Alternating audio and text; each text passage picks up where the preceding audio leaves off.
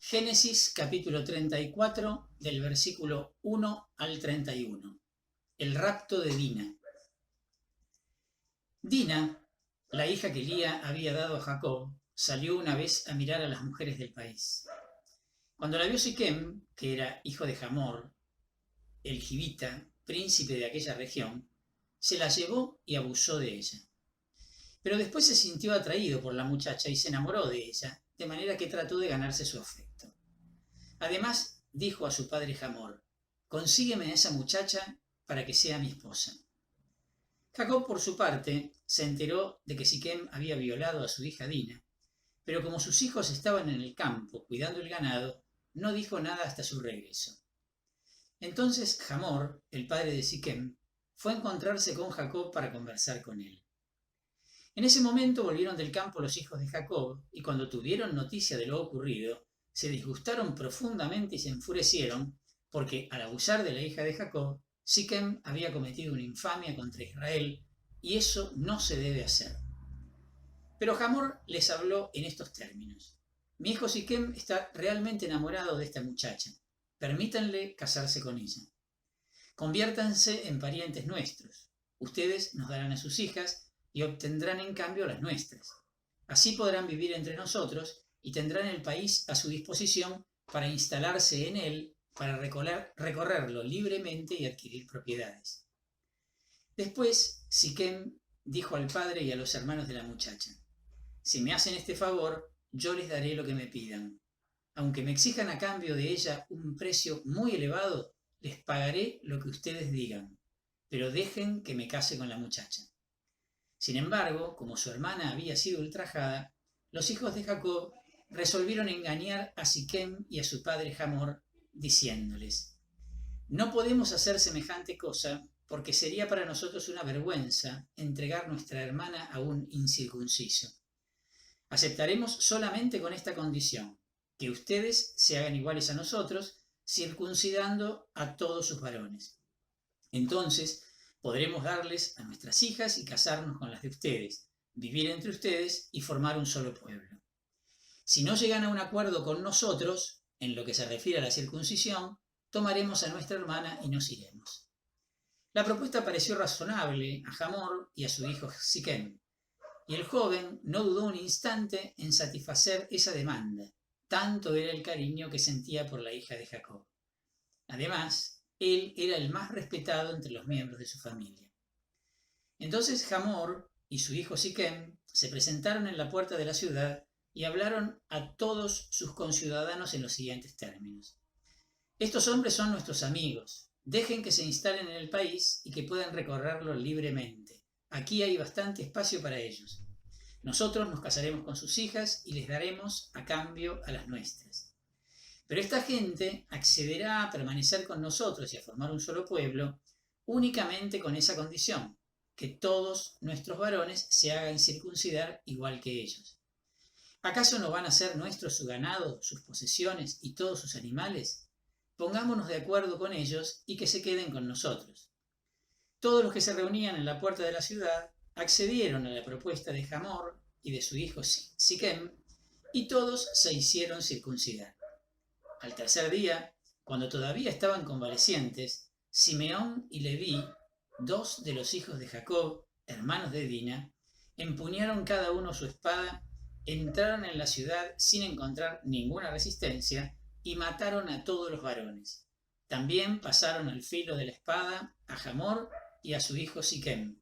Rescataron a Dina, que estaba en la casa de Siquem, y se fueron. Los hijos de Jacob pasaron sobre los cadáveres y saquearon la ciudad en represalia por el ultraje cometido contra su hermana Dina.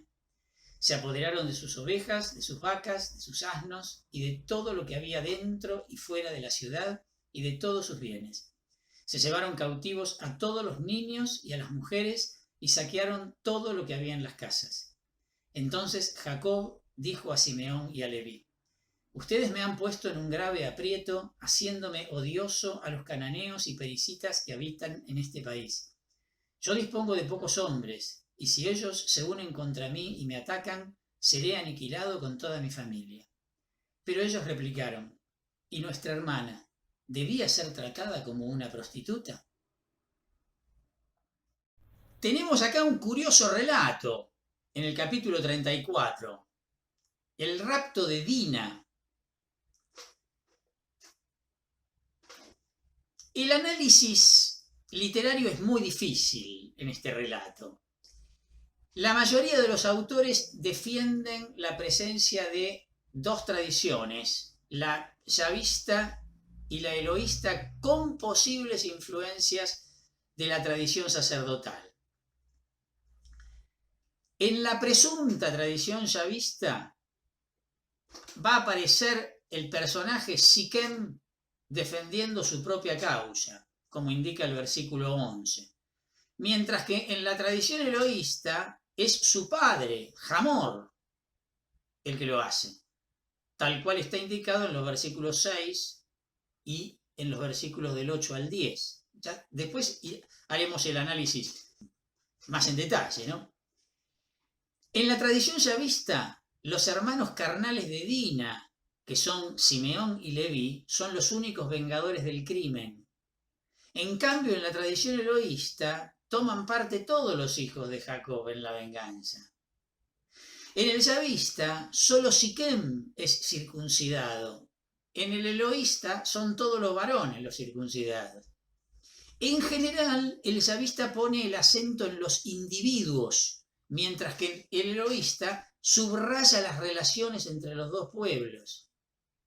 Quedan muy claras las diferencias de ambas tradiciones. Por lo tanto, la suposición de una doble fuente es más que probable. Más importante es la historia de la tradición del relato. Aparece unido al relato anterior por el capítulo 33, versículos 18 al 20. ¿Se acuerdan? La compra de la tierra a Hamor y sus hijos que acabamos de mencionar. Y a su vez está unido al siguiente, capítulo 35, versículos 2 al 4, por una nueva visita de Jacob a Betel. Pero su origen seguramente es independiente. Estas fueron conexiones que se hicieron a posteriori para que encajara más armónicamente en el texto. La opinión más común es que refleja, digamos, el contexto histórico, digo, un ataque a traición contra Siquem en el periodo de los testimonios que se conservaron en las cartas de Tel el Amarna, cuando algunos elementos que aparecen con el nombre de Jabiru en las tablas, que estarían representados por las tribus de Simeón y de Leví, se apoderaron de la región. Habría que asociarlo con esta referencia que encontramos en las cartas de Tel el Amarna. Esta teoría explicaría el posterior asentamiento pacífico de Israel en Siquem. En el capítulo 24 del libro de Josué, en el marco, acuérdense, el libro de Josué en el marco de la conquista de la tierra prometida, ya lo habíamos mencionado varias veces, no se alude a ninguna invasión de la ciudad de Siquem. Probablemente ya estaba ocupada por elementos amigos que aceptaron fácilmente la alianza. ¿Se acuerdan de la alianza que habíamos nombrado como la anfictionía, que era una alianza entre distintas tribus bajo la fe en una misma divinidad, en nuestro caso bajo la fe en Yahvé? Bueno, tampoco hay pruebas arqueológicas de que la ciudad fuera destruida en tiempos de la conquista. Podemos entonces suponer con bastante probabilidad, y como la mayoría admite, que no todas las tribus habían bajado a Egipto con Jacob en la época del dominio. ¿Se acuerdan cuando hablamos del dominio de los Hicsos en Egipto? Que coincidiría seguramente con todo lo que vamos a leer más adelante de la historia de José.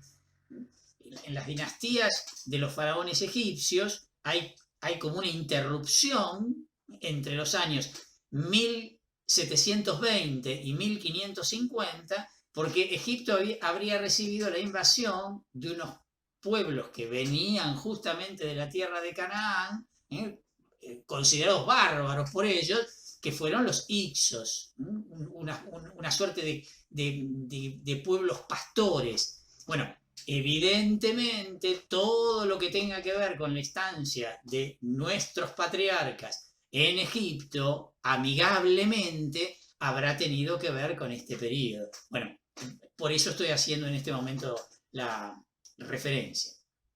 Otra hipótesis, aceptando la misma interpretación general del relato como recuerdo de un conflicto entre grupos, lo refiere más bien a un periodo más antiguo.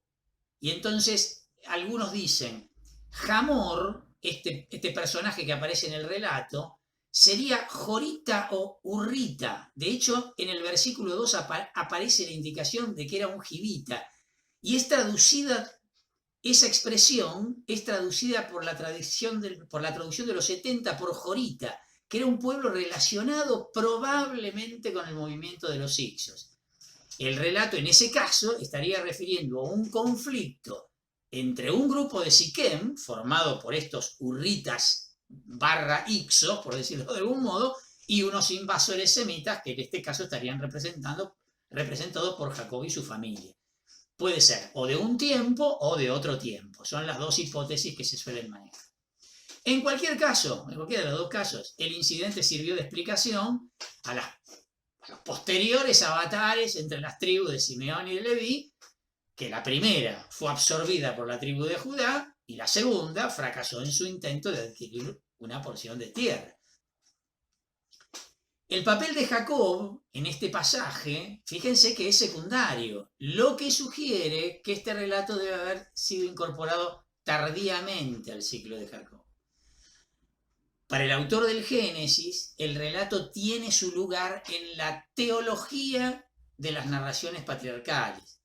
La promesa de la tierra se va cumpliendo gradualmente, a veces, como ya lo venimos viendo, ¿no?, por circunstancias meramente naturales, como la compra de un trozo de tierra, como recién vimos en el capítulo 33, pero el cumplimiento no va a estar libre de peligros para la fe de Israel. Siempre encontraremos la referencia al contacto con elementos paganos. Es inevitable que así sea, los tienen por todos lados. Por eso Israel tendrá que estar en guardia para no comprometer su fe. Esto va a ser una constante de los relatos bíblicos. Empecemos a analizarlo ahora un poquitito más en detalle. Esto fue como una introducción tomando el texto en general. Versículo 1 al 5. Dina, la hija que Lía había dado a Jacob, salió una vez a mirar a las mujeres del país. Cuando la vio Siquem, que era hijo de Hamor, el jibita, príncipe de aquella región, se la llevó y abusó de ella. Pero después se sintió atraído por la muchacha y se enamoró de ella, de manera que trató de ganarse su afecto. Además dijo a su padre Hamor, consígueme a esa muchacha para que sea mi esposa. Jacob, por su parte, se enteró de que Siquem había violado a su hija Dina, pero como sus hijos estaban en el campo cuidando el ganado, no dijo nada hasta su regreso. Paremos acá, a ver. Lo mismo que en el capítulo 33, versículo 19, Siquem, el nombre de la ciudad, es acá aplicado a un individuo, a un personaje. Siquem. Fíjense que con Siquem está pasando lo mismo que pasará con Jacob Israel, que terminará siendo el nombre de un pueblo, el de un personaje, ¿no? En el Antiguo Testamento, en general, se refiere a una ciudad estratégicamente situada en el centro de Canaán, entre los montes Ebal y Garizim. ¿Se acuerdan en el Evangelio de Juan? En el capítulo 4 del Evangelio de Juan, cuando Jesús se para en el pozo de Jacob y le pide agua a la samaritana, que la samaritana le pregunta ¿dónde hay que adorar a Dios? Si en Garizim o en Jerusalén, que Jesús le contesta, no importa, los verdaderos adoradores, Dios es espíritu y los verdaderos adoradores adoran en espíritu y en verdad, como queriendo decir, Garizim y Jerusalén son mediaciones para llegar a Dios. Bueno, estaba cerca de Siquem, justamente, cerca de donde está el famoso pozo de Jacob. Bueno, me estoy refiriendo a esto. Siquem ya en el año 1800 era una verdadera potencia local, tanto militar como política, y la conocemos, está así, tanto por fuentes bíblicas como también por fuentes extrabíblicas. Y ejerció una gran influencia durante una buena parte de la historia de Israel. Va a ser una ciudad muy nombrada en el Antiguo Testamento. El nombre de Hamor, aquí padre de Siquem, es una palabra semita que significa asno. Los documentos de Mari, ¿se acuerdan? Las tabletas de Telelamarna, pero después estaban también los documentos de Mari, muestran la existencia de un ritual amorreo de alianza en el que sacrificaban a un asno. Por lo tanto, podría ser que los hijos de Hamor sean miembros de una alianza de este tipo y por eso reciban este nombre. Sigo, versículos 6 al 12. Entonces Hamor, el padre de Siquem, fue a encontrarse con Jacob para conversar con él. En ese momento volvieron del campo los hijos de Jacob y cuando tuvieron noticia de lo ocurrido, se disgustaron profundamente y se enfurecieron, porque al abusar de la hija de Jacob, Siquem había cometido una infamia contra Israel, y eso no se debe hacer. Pero Hamor les habló en estos términos: mi hijo Siquem está realmente enamorado de esta muchacha. Permítanle casarse con ella. Conviértanse en parientes nuestros. Ustedes nos darán a sus hijas y obtendrán en cambio las nuestras. Así podrán vivir entre nosotros y tendrán el país a su disposición para instalarse en él, para recorrerlo libremente y adquirir propiedades. Después Siquem dijo al padre y a los hermanos de la muchacha: si me hacen este favor, yo les daré lo que me pidan. Aunque me exijan a cambio de ella un precio muy elevado, les pagaré lo que ustedes digan. Pero dejen que me case con la muchacha. La palabra empleada en el versículo 7 para designar la violación de Dina es particularmente fuerte. Es una expresión hebrea, nebalá, que aparece también en el libro de los jueces, en el capítulo 19 y en el capítulo 20. Se refiere a un sacrilegio que afecta a toda la comunidad de la alianza. Es algo como... está nombrada de una manera muy grave en el relato. El hecho de que luego los hijos de Jacob exijan la circuncisión, todavía no llegamos a esa parte del relato, pero digo que es una práctica explícitamente religiosa en Israel, fortalece este sentido de considerar la violación de esta manera casi sagrada, casi sagrada. En el mismo versículo 7, Israel está presentado de forma anacrónica, como si ya constituyera el pueblo de la alianza. ¿Vieron lo que dice, no? Siquem había cometido una infamia contra Israel. Digo, no se está refiriendo al personaje Jacob en este caso, ¿no? Y eso no se debe hacer. Evidentemente es un anacronismo. Fíjense que en el relato eloísta, lo que corresponde los versículos 6 y los versículos del 8 al 10, el trato es propuesto por Hamor, sugiriendo una alianza entre los dos pueblos. Mientras que en el relato yavista, que es lo que corresponde al versículo 7 y los versículos 11 y 12, solo está implicado Siquem en el trato y obviamente, en el matrimonio, ¿no? Por lógica. La influencia y el choque, el desajuste de las dos tradiciones, tal como habíamos indicado al principio en la introducción. Sigo leyendo, versículos 13 al 19. Sin embargo, como su hermana había sido ultrajada, los hijos de Jacob resolvieron engañar a Siquem y a su padre Hamor, diciéndoles: no podemos hacer semejante cosa, porque sería para nosotros una vergüenza entregar nuestra hermana a un incircunciso. Aceptaremos solamente con esta condición: que ustedes se hagan iguales a nosotros, circuncidando a todos sus varones. Entonces podremos darles a nuestras hijas y casarnos con las de ustedes, vivir entre ustedes y formar un solo pueblo. Si no llegan a un acuerdo con nosotros en lo que se refiere a la circuncisión, tomaremos a nuestra hermana y nos iremos. La propuesta pareció razonable a Hamor y a su hijo Siquem, y el joven no dudó un instante en satisfacer esa demanda. Tanto era el cariño que sentía por la hija de Jacob. Además, él era el más respetado entre los miembros de su familia. La palabra con engaño del versículo 13, Bemirmá, implica un juicio moral por parte del autor que no le gusta demasiado la táctica de los hijos de Jacob, que estén introduciendo semejante engaño, ¿no? Y lo que va a terminar en venganza.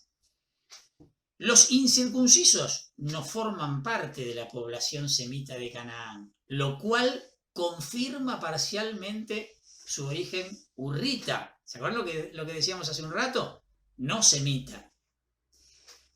La aceptación de la circuncisión como rito religioso pudo implicar una aceptación de la fe de Israel. Si la expresión del versículo 16, un solo pueblo, se entiende también en sentido religioso. Que, ojo, que además era el modo de entenderlo en aquella época. Nosotros no tenemos conexión entre o pretendemos no tener conexión entre lo político y lo religioso, y es más, y lo consideramos como algo bueno, que no esté mezclado lo político y lo religioso. En este contexto, totalmente lo contrario. La vida es una sola, por lo tanto lo religioso y lo político, como todo lo demás, él responde a la misma persona, al mismo pueblo y por lo tanto a la misma vida, con lo cual no hay ninguna diferencia. La alusión a nuestra hija en el versículo 17, cambiada por hermana en nuestra versión, por eso ustedes no lo notaron, es extraña en el labio de los hermanos de Dina, porque el texto original habla de nuestra hija en vez de nuestra hermana. Pero pudo haber sido motivada por la misma expresión en el versículo 16, donde es más comprensible. ¿Vieron? Donde dice, ustedes nos darán a sus hijas, nosotros les daremos nuestras hijas. Entonces, pudo haber sido motivado por eso. En el versículo 19 se dice que Siquem pone inmediatamente en práctica la proposición. ¿Qué quiere decir? Que se circuncidó. Esto pertenece al yavista. Al igual que en el versículo 14, mientras que el eloísta, en los versículos 13 y 15 y 18, la circuncisión aparece como un asunto de toda la comunidad. ¿Ven? Otra vez se va a ver la diferencia. Versículo 20 al 24. Entonces Hamor y su hijo Siquem se presentaron en la puerta de la ciudad y hablaron a todos sus conciudadanos en los siguientes términos. Estos hombres son nuestros amigos. Dejen que se instalen en el país y que puedan recorrerlo libremente. Aquí hay bastante espacio para ellos. Nosotros nos casaremos con sus hijas y les daremos en cambio las nuestras. Pero esta gente accederá a permanecer con nosotros y a formar un solo pueblo únicamente con esta condición, que todos nuestros varones se hagan circuncidar igual que ellos. ¿Acaso no van a ser nuestros su ganado, sus posesiones y todos sus animales? Pongámonos de acuerdo con ellos y que se queden con nosotros. Todos los que se reunían en la puerta de la ciudad accedieron a la propuesta de Hamor y de su hijo Siquem, y todos se hicieron circuncidar. Este pasaje es atribuido a la tradición eloísta y supone que la propuesta de la circuncisión debe ser todavía aprobada por toda la comunidad, lo que decíamos hace un ratito. No es un asunto solamente de Siquem, es un asunto de toda la comunidad lo que está implicado acá. En esta parte del relato, Hamor es el que desempeña el papel principal. Algunos incluso consideran que la expresión que se repite y su hijo Siquem, cada vez que aparece Hamor, dice y su hijo Siquem, en el versículo 20 y en el versículo 24, es una adición del redactor que luego fusionó las dos tradiciones, para no dejarlo a Siquem afuera, siendo que es un personaje tan importante en la totalidad del relato. Incluso eso, porque hay quienes sostienen que la versión eloísta ni lo mencionaría, al menos en esta parte. Así que sus palabras, obviamente, están al servicio de señalar las ventajas que obtendrán al tener a los hijos de Jacob con todo su ganado como miembros de la comunidad. Pasaría a ser toda esa riqueza parte del único pueblo. Versículos 25 al 29. Al tercer día, cuando todavía estaban convalecientes, Simeón y Leví, dos de los hijos de Jacob, hermanos de Dina, empuñaron cada uno su espada, entraron en la ciudad sin encontrar ninguna resistencia y mataron a todos los varones. También pasaron al filo de la espada a Hamor y a su hijo Siquem, rescataron a Dina, que estaba en la casa de Siquem, y se fueron. Los hijos de Jacob pasaron sobre los cadáveres y saquearon la ciudad en represalia por el ultraje cometido contra su hermana Dina. Se apoderaron de sus ovejas, de sus vacas, de sus asnos y de todo lo que había dentro y fuera de la ciudad y de todos sus bienes. Se llevaron cautivos a todos los niños y a las mujeres y saquearon todo lo que había en las casas. El relato yavista alcanza su punto culminante con el ataque de los dos hermanos de Dina, ¿no? Simeón y Leví. El tercer día que se menciona acá, a esa altura, la circuncisión habría producido graves molestias a los adultos varones, ¿no? Hamor y Siquem son muertos, Dina es rescatada, lo cual, ¿qué revela? La intención original de los hermanos al hacer la propuesta era esta, no de hacer una sociedad con los del pueblo vecino. En los versículos 27 y 29, el eloísta añade el saqueo de la ciudad por todos los hijos de Jacob. ¿Se acuerdan que también lo habíamos mencionado al principio? Según la tradición yavista, solo son los dos hermanos. La tradición eloísta los incluye a todos. La arqueología ha descubierto los restos de un antiguo muro del periodo Ixo, que sería este que estamos, lo cual hace pensar que fue necesaria como mínimo una pequeña campaña militar para esto. Versículos 30 al 31. Entonces Jacob dijo a Simeón y a Leví: ustedes me han puesto en un grave aprieto, haciéndome odioso a los cananeos y pericitas que habitan en este país. Yo dispongo de pocos hombres, y si ellos se unen contra mí y me atacan, seré aniquilado con toda mi familia. Pero ellos replicaron: ¿y nuestra hermana debía ser tratada como una prostituta? La protesta de Jacob, fundada en el posible peligro que se seguiría para él y su familia, refleja una cierta desaprobación por parte de Jacob de lo que hicieron sus hijos. Parecería indicar esto. Pero por el contrario, el versículo final muestra la simpatía del autor por los hijos de Jacob y por su venganza. El autor está chocho de esto que está narrando. Las palabras de Jacob se pueden considerar también como un motivo para abandonar la región. Es necesario, por eso, abandonar la región. De ese modo, estaría preparando lo que va a venir en el capítulo siguiente. Podría ser que las palabras de Jacob estén al servicio de esto, como conexión con el próximo capítulo.